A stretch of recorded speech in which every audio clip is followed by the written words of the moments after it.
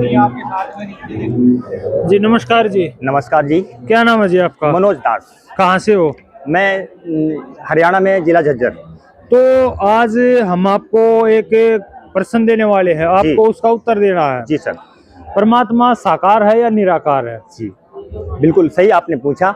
और जो श्रद्धालु भक्ति करते हैं उनके सामने ये एक बहुत बड़ा उलझा हुआ सा मतलब ज्ञान उनके दिमागों में है कि परमात्मा साकार है कि निराकार है। ठीक है, तो उसके लिए हमारे गुरुजी जो संत रामपाल जी महाराज हैं, उन्होंने इस उलझन को खत्म कर दिया, इसको सुलझा दिया कि परमात्मा साकार है, सह शरीर है और सतलोक में रहता है।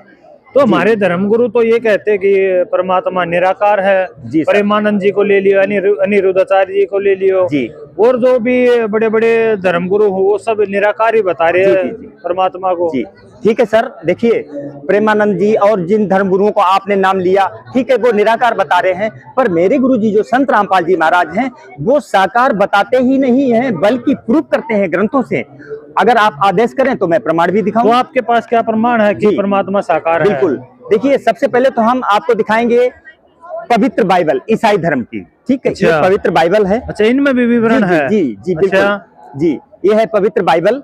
ठीक है, ये संत रामपाल जी महाराज की बुक नहीं है। अच्छा, ठीक है सर।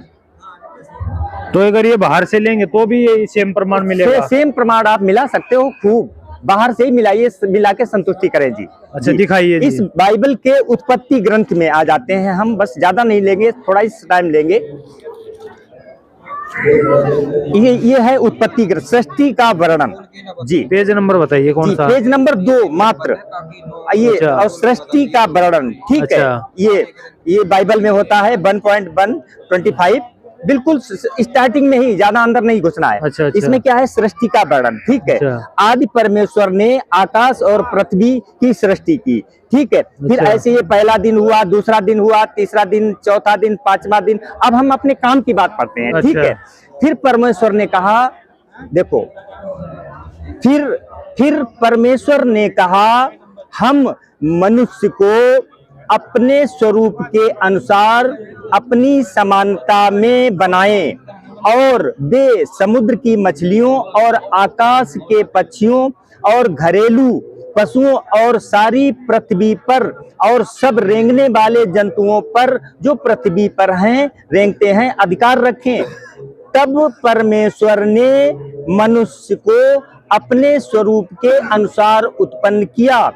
अपने ही स्वरूप के अनुसार परमेश्वर ने उसको उत्पन्न किया, नर और नारी करके उसने मनुष्यों की सृष्टि की। जी सर, मैं आपसे ये बताना चाहता हूँ कि जिस परमेश्वर ने मनुष्य को हमारे जैसा, हम सबको अपने जैसा बनाया, तो सिंपल सी बात है, परमात्मा हमारे जैसा हो गया। बिल्कुल, ये बाइबल प्रूफ कर रही है। अच्छा, ठीक है सर। तो और भी कोई प्रमाण है आपके पास? बिल्कुल, बाइबल के अलावा? जी जी जी जी, और भी प्रमाण है। ये है आपका ऋग्वेद। अच्छा, ऋग्वेद जी, ये आपका पवित्र जो हमारे हिंदू धर्म के 4 वेद हैं, उनमें से प्रथम है ऋग्वेद। अच्छा, ऋग्वेद। इस ऋग्वेद के मंडल 9 और 10 ये भाग है। ठीक है। अच्छा। इसके हम ऋग्वेद मंडल नंबर 9 और सूक्त है 82। अच्छा, हाँ, ये है। पक्का प्रमाण मिलेगा सर, आप कवर कर रहे हो, कवर करते रहिए। ये है आपका ऋग्वेद, ये दयानंद सरस्वती द्वारा अनुवादित है। इसको भी कवर कर लीजिए। एक सेकंड सर, ये देखो, ये है ऋग्वेद भाषा भाष्य नवम दशम मंडल, महर्षि दयानंद सरस्वती। ठीक है, आर्य प्रकाशन, ये आपका है दिल्ली से। ठीक है जी। इसके हम ऋग्वेद मंडल 9 और सूक्त 82 ठीक है, के प्रथम मंत्र को ही पढ़ेंगे। ठीक है। अच्छा, आप इसको अच्छे से कवर कर लें जी। देखो, इसका अर्थ है कि जो सर्वो उत्पादक प्रभु, अच्छा, ठीक हो गया, प्रकाश स्वरूप, सद्गुणों की वृष्टि करने वाला, हरि पापों का हरण करने वाला है, वह राजेब। ये मूल संस्कृत में राजेब शब्द लिखा हुआ है। देखो, ये एक सेकंड सर,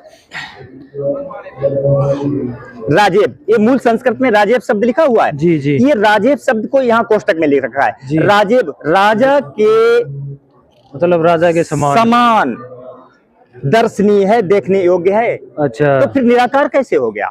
ये भी सही बात है। पवित्र ऋग्वेद मंडल 9 सूक्त 82 ये प्रूव करता है कि जो सर्वो उत्पादक प्रभु जिसने सबको पैदा किया वो राजा के समान सिंहासन पर विराजमान है। तो राजा तो निराकार तो नहीं होता, हमारे आप की तरह होता है। तो अच्छा। इससे प्रूफ हो गया कि परमात्मा साकार है, सह शरीर है और सतलोक में रहता है। हम इसका पेज नंबर देख लेंगे जी, और हम जी। बाहर से भी चेक करेंगे इसको। बिल्कुल सर, कहीं इसमें लिखा हो दूसरे में जी ना जी मिले जी जी जी जी तो ये देख सकते हो, ये हमने पेज नंबर लिख लिया है और इसका स्क्रीनशॉट भी हम इसमें लगा देंगे, जी। तो आप भी देख सकते हो। और भी कोई प्रूफ है? और प्रूफ है। अब आप एक भगत समाज के लिए ये प्रश्न है कि वो परमात्मा जो साकार है, राजा के समान है, उसका नाम क्या है? अच्छा, ठीक है, नाम भी तो जरूरी है। जी जी। तो वो उस परमात्मा का नाम है कबीर देव। इसी ऋग्वेद मंडल 9 सूक्त 82 मंत्र 2 अभी आपने 1 पढ़ा, अच्छा, ठीक है, जिसमें साकार का प्रूफ था राजा के बिल्कुल। समान। अब 2 पढ़िए, ये देखो वही ऋग्वेद है और मंत्र 2 इसमें क्या बताया है, ऊपर लिखा हुआ है कबीर बेदस्या, संस्कृत में देखो, अच्छा कबीर, ठीक है, रा लगा हुआ है, हाँ, ऊपर लिखा हुआ स्पष्ट कबीर बेदस्या जी जी, ठीक है। लेकिन हमारे जो ऋषि हैं महर्षि दयानंद सरस्वती, उन्होंने अपने हिसाब से अनुवाद किया क्योंकि वो परमात्मा को निराकार बताते हैं, अच्छा, ठीक है। अच्छा। लेकिन मूल संस्कृत तो कह रही है कि वो कबीर बेदस्या, अच्छा। ठीक है। हम इसकी हिंदी पढ़ लेते हैं अनुवाद। हे परमात्मन, आपका कवर हो रहा है ठीक से? हाँ सही हो रहा है, ठीक है। साइड में पढ़ सकते जी हैं जी हम। जी जी। हे परमात्मन, उपदेश करने की इच्छा से आप महापुरुषों को प्राप्त होते हो। आप अत्यंत गतिशील पदार्थ के समान हमारे आध्यात्मिक यज्ञ को प्राप्त होते हैं। आप कभी, ये इन्होंने कबीर बेदस्या का संधि विच्छेद करके बेदस्या यहाँ पर लिख दिया, इसका जी। अर्थ किया है उपदेश करने की इच्छा से, ठीक है। अच्छा, और कवि का इन्होंने अर्थ कर दिया सर्वज्ञ, जबकि यहाँ पर रा लगा हुआ है, ठीक है। जी, हाँ, लगा सही हुआ है। मायने में इनको सीधे लिखना चाहिए, आप कबीर देव हैं, हाँ ठीक बिल्कुल। है। लेकिन इसको भी मैं इनकी ही मतलब इस भावार्थ से क्लियर करेंगे। तो यहाँ पर इन्हें जी, जी। संधि विच्छेद कर दिया। संधि विच्छेद कर दिया, तो कवि तो यहाँ पे लिख दिया जी। और कवि का अर्थ कर दिया है सर्वज्ञ। सर्वज्ञ। ठीक, कोई बात नहीं, हम पूरा पहले अर्थ पढ़ लेते हैं जैसा भी इन्होंने किया है, जी, ठीक जी। है। तुम शुद्ध स्वरूप हो, आप कवि माने सर्वज्ञ हैं, शुद्ध स्वरूप हैं, हमारे पापों को दूर करके हे सोम आप हमको सुख दें और प्रेम भाव को उत्पन्न करते हुए पवित्रता को उत्पन्न करें। अब इसमें महर्षि जी इसका भावार्थ कह रहे हैं कि इस मंत्र में यानी कि यहाँ पर जो कवि शब्द आया है, इस सायण के मत में यहाँ सोमलता को ही कवि सर्वज्ञ कथन किया गया है। वास्तव में वेदों में कवि शब्द जड़ के लिए कहीं भी नहीं आता। इतना ही नहीं किंतु कबीर मनीषी परिभू स्वयंभू, यानी स्वयंभू जो परमात्मा स्वयं प्रकट होता है, वो किसी के गर्भ से नहीं मतलब जन्म लेता है, स्वयंभू। और कबीर मनीषी, कबीर माने कबीर, देखो इसमें भी क्लियर रा चढ़ा हुआ है ऊपर, ठीक लिखा हुआ है कबीर मनीषी। कबीर माने कबीर, मनीषी माने विद्वान। वो परमात्मा जब पृथ्वी पर आता है तो एक विद्वान की, तत्वदर्शी संत की भूमिका करता है, ठीक जी। तो ये कहते हैं कबीर मनीषी इत्यादि वाक्यों में कवि शब्द परमात्मा के लिए आया है। इस प्रकार उक्त मंत्र में, इस मंत्र में कवि शब्द से परमात्मा का ग्रहण करना चाहिए। तो फिर आपने इस कवि शब्द का सीधे कहेंगे हम कबीर परमात्मा। बिल्कुल जी सर।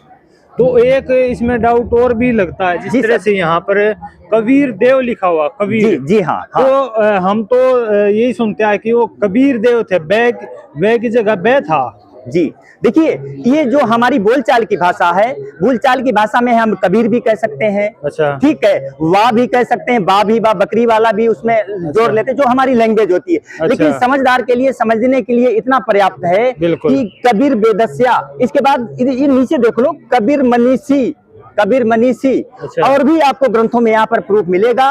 परमात्मा साकार है, सह शरीर है, सतलोक में रहता है और उस परमात्मा का नाम कबीर देव है, जो आज से 600 वर्ष पहले काशी में आए थे, जिनको सिर्फ कवि तक ही सीमित करके उनकी फाइल को बंद कर दिया। आज वेद उस 600 वर्ष काशी में जो कबीर साहब आए थे, वेद प्रूफ कर रहे हैं कि वही अविनाशी परमात्मा है। जी। तो और भी धर्मगुरु हैं जो, तो उन्होंने भी ये बुक पढ़ी हुई है, उन्होंने भी पता है कबीर देव भगवान है, तो वो इसका खुलासा क्यों नहीं करते? देखिए सर, उन्होंने इस बुक को ऊपर से देखा होगा, आपने अंदर से पढ़ी है और आपने इस कैमरे से कवर भी की है। बिल्कुल बिल्कुल जी। चलो धन्यवाद जी।